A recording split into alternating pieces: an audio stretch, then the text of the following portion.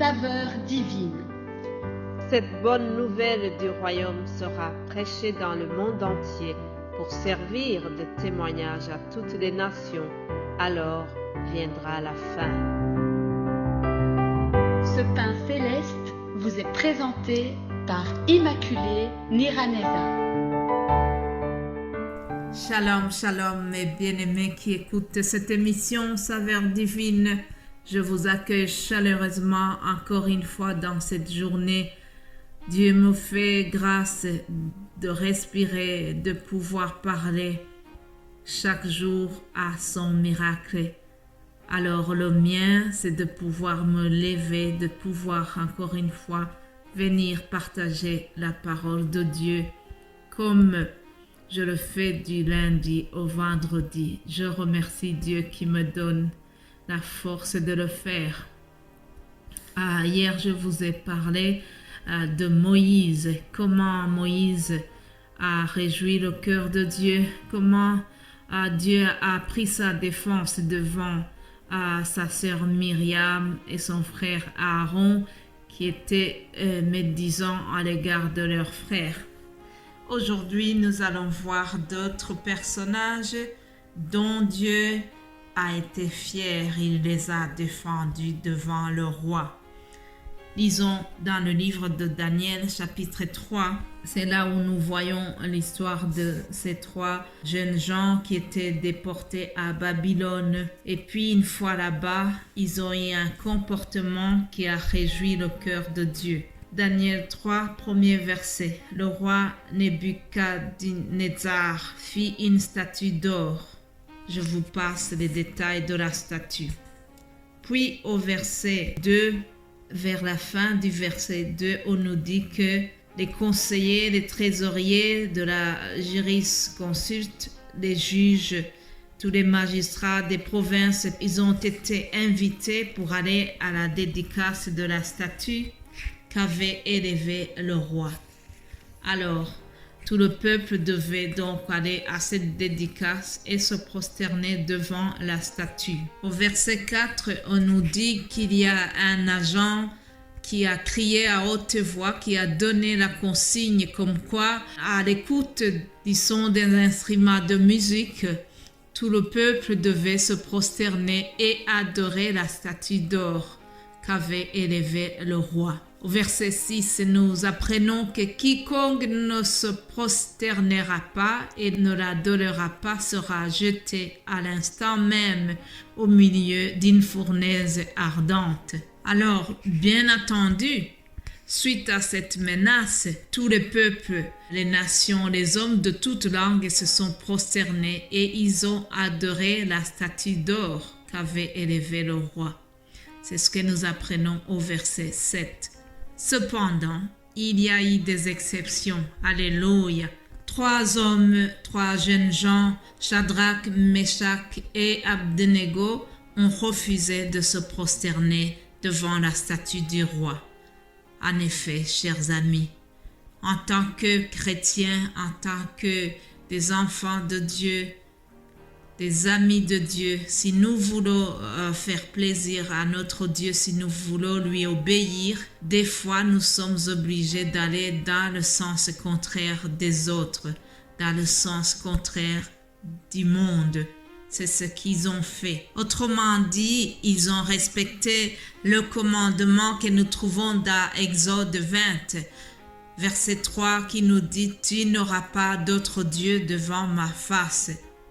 Verset 5, « Tu ne te prosterneras point devant elles et tu ne les serviras point, car moi, l'Éternel, ton Dieu, je suis un Dieu jaloux. » Attention, notre Dieu est jaloux. Notre Dieu ne veut pas que nous servons d'autres dieux. Il ne veut pas que nous nous prosternons devant des images quelconques. Alors, suite à ce refus, le roi fut irrité. Il a demandé qu'on fasse une fournaise ardente et qu'on les jette dedans.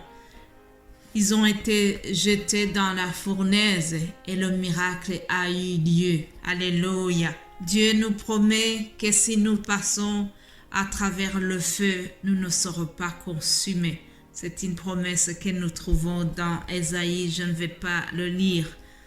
Dans tous les cas, cela a été réalisé pour nos amis ici. Au verset 26, nous voyons que le même roi s'approche de la fournaise ardente et il a remarqué que nos 3 jeunes gens n'ont rien eu, ils n'ont pas été brûlés. Alors le roi s'est étonné. Il s'est exclamé en disant « Shadrach, Meshach et Abednego, serviteurs du Dieu suprême, sortez et venez. » Alléluia.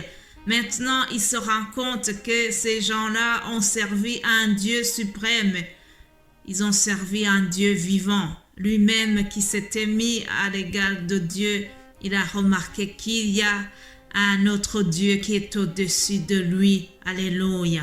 Mes amis, il y a quelque chose qui m'a beaucoup plu dans ce récit. Au verset 28 de ce chapitre 3, écoutez ce que le roi lui-même a dit. « Béni soit le Dieu de Shadrach, de Meshach et d'Abednego, lequel a envoyé son ange et délivré ses serviteurs qui ont eu confiance en lui et qui ont violé l'ordre du roi et livré leur corps plutôt que de servir et d'adorer aucun autre Dieu que le leur. Voici maintenant l'ordre que je donne. Tout homme à quelque peuple, nation ou langage qu'il appartienne, qui parlera mal du Dieu de Shadrach, de Meshach et d'Abednego sera mis en pièces et sa maison sera réduite en un tas d'immondices, parce qu'il n'y a aucun autre Dieu qui puisse délivrer comme lui. Alléluia. Déclare-le, cher ami, mon frère, ma sœur, là où tu es, il n'y a aucun autre Dieu qui peut délivrer son peuple comme notre Dieu. Nous avons suivi le vrai Dieu, le Dieu tout-puissant, celui qui est au-dessus de ce qui se nomme Dieu. Vous voyez, le roi qui était persécuteur avant, il se rend compte que le Dieu de ces jeunes hommes est suprême et il commence à adorer ce même Dieu. Du persécuteur, il devient adorateur du Dieu suprême. Alléluia. Celui-là même qui avait donné l'ordre comme quoi on doit se prosterner devant son statut, maintenant il donne l'ordre qui est contraire. Il demande que tout le peuple doit se prosterner devant le Dieu vivant, le Dieu de Shadrach, Meshach et Abednego. Alléluia. Vous voyez l'attitude, la bonne conduite qu'ont eu ces gens a fait que le roi a changé d'habitude. Le roi a changé de comportement. Autrement dit, c'est une conversion qu'il a eue et il s'est rendu compte que le Dieu de ces jeunes hommes est suprême et supérieur. Alléluia.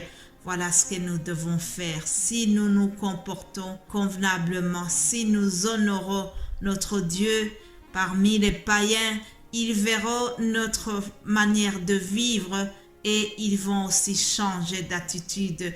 Ils vont se tourner vers le Dieu vivant qui vit en nous. Alléluia. Mon Dieu, mon roi, je te loue, je te bénis parce que vraiment tu es un Dieu d'amour. Tu es le Dieu qui protège ses enfants. Tu as délivré ces jeunes hommes de la fournaise ardente. Je te remercie parce que celui qui t'a suivi, celui qui se confie en toi, n'est jamais couvert de honte. C'est ce que tu as témoigné à ces jeunes hommes. Je prie vraiment que nous puissions aussi avoir un comportement qui t'honore, un comportement qui va pousser tous les autres autour de nous à s'écrier en disant que aucun autre Dieu ne peut délivrer comme le Dieu d'Israël délivre. Alléluia. Merci Seigneur parce que tu nous aimes et tu nous délivres. Merci Seigneur parce que celui qui t'a suivi n'est jamais couvert de honte. Merci pour ta fidélité. Tu l'as témoigné à ces gens et tu ne changes pas tel que tu l'as fait pour eux. Je suis sûre que tu les feras aussi pour nous. Sois béni au nom de Jésus-Christ. Amen.